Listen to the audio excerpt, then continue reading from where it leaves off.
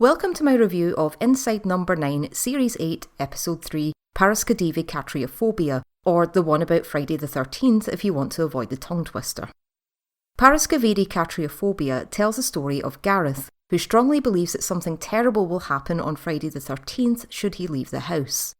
But when virtually every superstition you can think of ends up intruding upon him anyway, we think he might have been better off going into the office.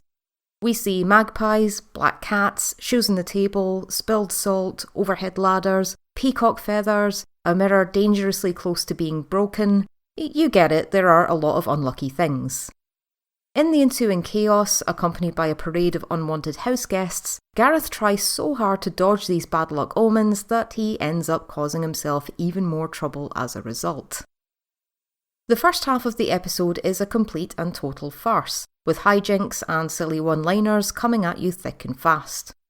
The guest stars do a great job of playing these larger-than-life characters, just imposing themselves on this poor guy one after the other. We get a claustrophobic postie in dire need of a wee, a locksmith who charges by the nanosecond, a lady in an absolutely fabulous peacock dress, and an adorable little kid named Bethany who's colouring in a big red bus. Is that a number 9 bus by any chance? If you're interested in superstitions, their meanings and origins, then you should have a good time spotting each one as it appears. And rather than just name-checking common bad luck charms, the episode also taps into phobias, the sources of irrational fears, and at what point does it become too much. We see Gareth, who, rather than trying to confront his anxiety, instead goes to great lengths to avoid or rationalise it. At several points, we hear him rhyming off historic facts about Friday the 13th, and even going as far as phoning in Dermot O'Leary with statistics for A&E admissions on that date.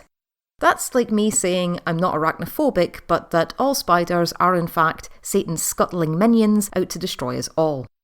And before anyone asks, no, I haven't seen the film Arachnophobia because, I don't know, something about the title tells me I probably won't enjoy it.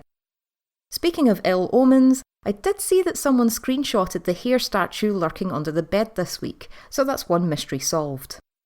Also, many thanks to all the nice people who helped me locate last week's hare, which can be seen as the lights go on once Reggie and Franny arrive. And the hare wasn't the only Easter egg in this one either, not by a long shot.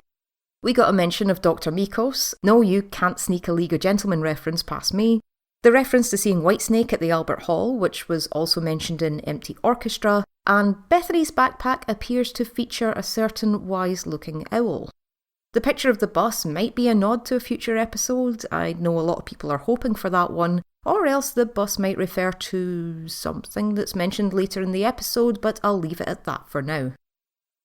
So that was Paraskevidekatriaphobia, a real mouthful of an episode, and it was a lot of fun to watch. Of course, Steve Pemberton managed to rattle off the title while singing Gilbert and Sullivan. That reminded me of the bit in Psychoville where he's forced to sing all the colours in Joseph's Technicolor Dreamcoat, a feat he then repeated during one of the League's live shows. He does like having a party piece, does Steve. I'm about to go into spoilers now, so I'll just leave you here if you haven't seen episode 3 already, and I'll see you back here for episode 4, Love is a Stranger. And remember to like and subscribe because if you don't, then that's 9 years bad luck. Don't blame me, I don't make the rules. Okay, so spoiler time. First of all, I like that Gareth's phobia was not just the result of a commonly held superstition, but because the date is also associated with massive childhood trauma. He knows that had he got on the coach with his friends on Friday the 13th, he would most certainly have died in that crash. You can appreciate why he might feel safer not going anywhere on that date anymore. Bereavement can be difficult at any age, but for someone so young, losing so many people, all of whom were children, it's a wonder he managed to get through that at all. This is complicated even further by survivor's guilt, which I don't think was that well known back in the 70s and was possibly never diagnosed or treated until now.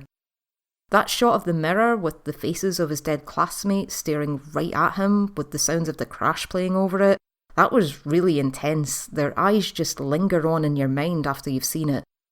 By the way, if you pause the episode at that point, you can see that the mirror is broken into 13 pieces. I also thought that the characters made far more sense once the visitors were revealed to be actors, because I did find myself thinking early on that their lack of self-awareness and unrelenting cheer was all a bit far-fetched. Then again, the story seemed to be going full-blown farce at the time, so I let it slide. Likewise, I thought that the costumes and some of the prosthetic details felt a bit OTT, those big fake teeth and the peacock dress in particular, but again, it makes sense once it's revealed to be a setup.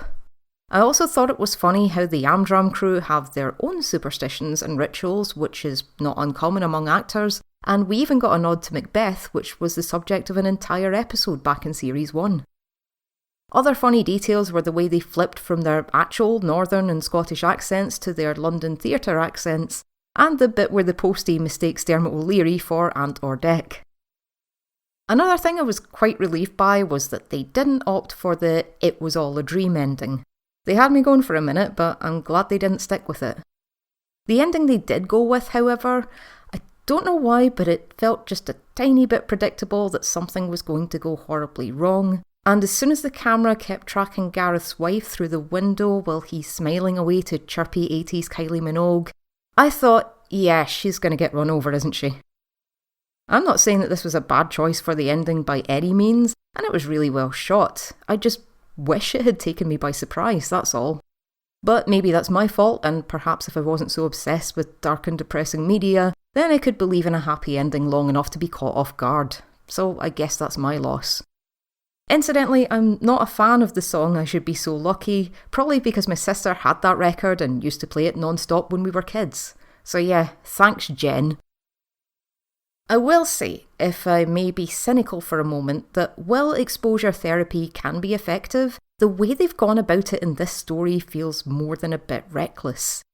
Surely they must have known that Gareth would willingly risk injury to himself to avoid things like walking under ladders, and indeed he does get his tie trapped in that ladder shortly before falling off it backwards.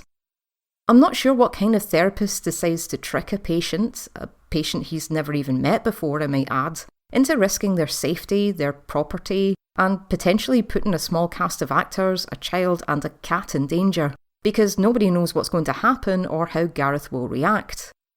I'm also pretty sure that people who undergo this type of therapy actually consent and are informed of the procedure beforehand, rather than having a family member just throwing them in the deep end. Plus, exposure therapy isn't guaranteed to work, which is one of the reasons why I won't be locking myself up in a box full of spiders anytime soon. I'm also wondering how Gareth's phobia is so out of control when it's only confined to a few days a year, if that. But who knows, maybe he's obsessed with bad luck omens in general to the point where his avoidant behaviour is debilitating, or he becomes fixated on these in the days, weeks or even months building up to Friday the 13th. So in that case, yes, it would be taking over their lives. Or maybe the real aim was to start tackling his issues around survivor's guilt, loss and trauma, but it feels like that would be a longer process and much more complicated than simply smashing a mirror. And I know that the ending was meant as more of a quick shot of black humour as opposed to any lingering horror, but I can't help but think of just how fucked Gareth's brain would be after he finally faced his fears and then that happened. The poor guy probably won't even leave the house again unless he's being sectioned. Now, I know that's overthinking it and the story ends where it ends, but damn it, I am an overthinker and I just can't help myself. So that was Paraskevidekatriaphobia, and that's us officially halfway into Series 8. What did you think of this episode? How are you enjoying the series so far? And do you have any weird superstitions or phobias yourself? Let me know in the comments, and while you're at it, please remember to like, subscribe and ring the bell so that you can see my next number 9 video as soon as it's ready. Just one final thing, as many of you have pointed out, there has been some recent talk about adapting Inside Number 9 as a stage play or series of plays based on existing episodes. I'm very curious to see if this goes ahead, and I would absolutely love to see this performed if it happens. I feel like most of the episodes could be adapted for stage. There's usually a single setting, a small cast, and plenty of scope for creativity. But which episodes do you think would work best? I'd be very keen to hear your thoughts. Well, that's it from me until next week, but till then, don't forget to salute Mr. Magpie, careful where you open that umbrella, and make sure all your household mirrors are in place and firmly secured. Bye for now.